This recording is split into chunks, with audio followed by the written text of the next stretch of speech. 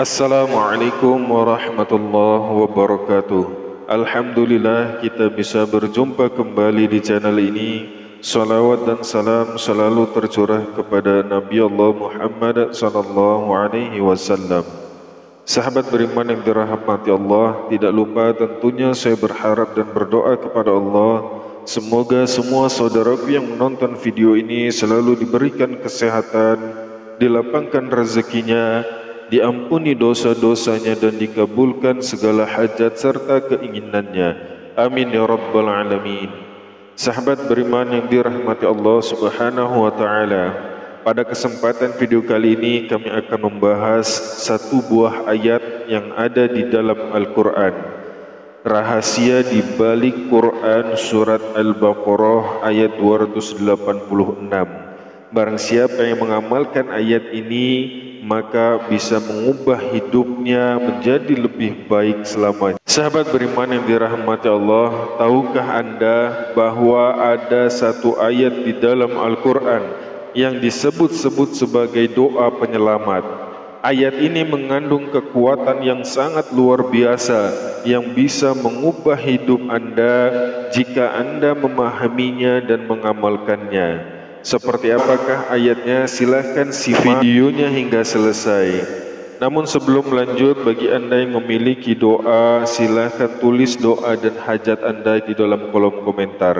Insya Allah akan kita bantu doakan dan bantu aminkan.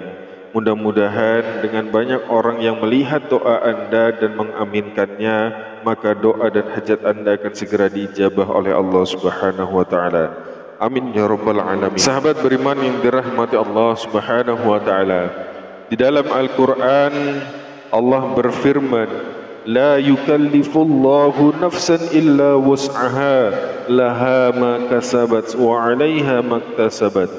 Rabbana la tu'akhidna in nasina aw akhtana.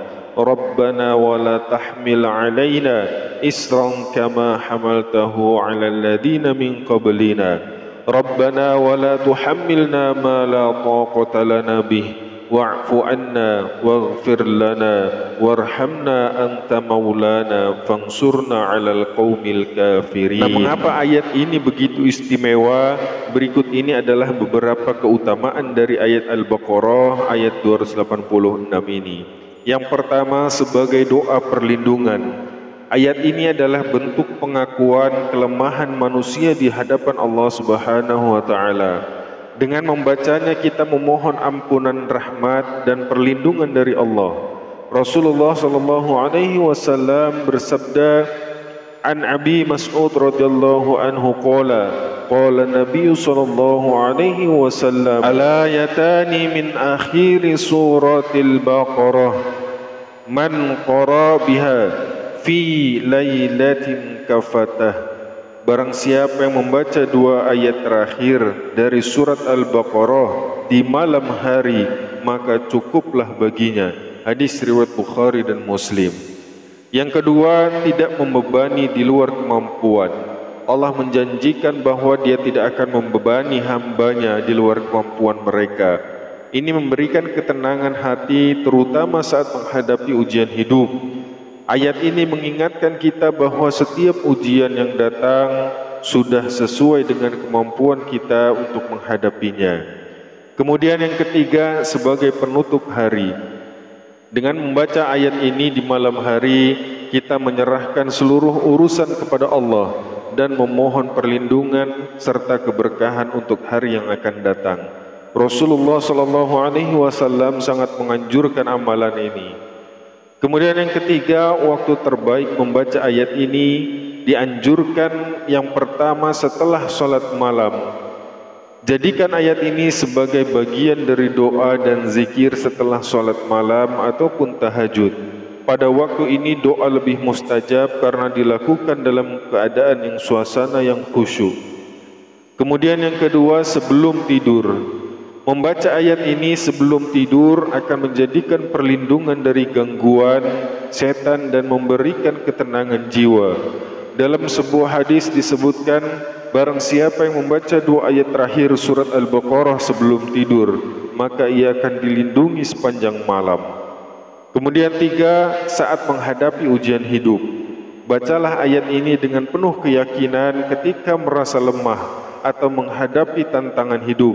Ini adalah bentuk pengakuan bahwa Allah lah yang memberikan kekuatan kepada kita. Nah, bagaimana cara mengamalkannya dalam kehidupan sehari-hari? Untuk mengamalkan ayat ini, bacalah dengan penuh penghayatan, pahami maknanya dan jadikan sebagai doa harian. Contohnya, membaca setiap selesai sholat sebagai bentuk permohonan ampun dan keberkahan. Menjadikan bagian dari doa di waktu-waktu mustajab seperti saat sepertiga malam ataupun setelah sholat wajib. Dan yang ketiga, membaca ayat ini ketika merasa gelisah atau membutuhkan ketenangan. Yang terpenting adalah membacanya dengan penuh keyakinan bahwa Allah selalu memberikan yang terbaik untuk hambanya. Dan mengamalkan ayat ini, kita menguatkan hubungan dengan Allah Subhanahu wa ta'ala. Sahabat beriman yang dirahmati Allah Subhanahu wa ta'ala, semoga ayat ini menjadi penguat dalam hidup kita, memberikan ketenangan dan mendekatkan kita kepada Allah Subhanahu wa ta'ala. Silahkan share dan bagikan video ini jika video ini bermanfaat. Mudah-mudahan kita semua selalu diberikan keberkahan dan dilindungi oleh Allah Subhanahu wa ta'ala.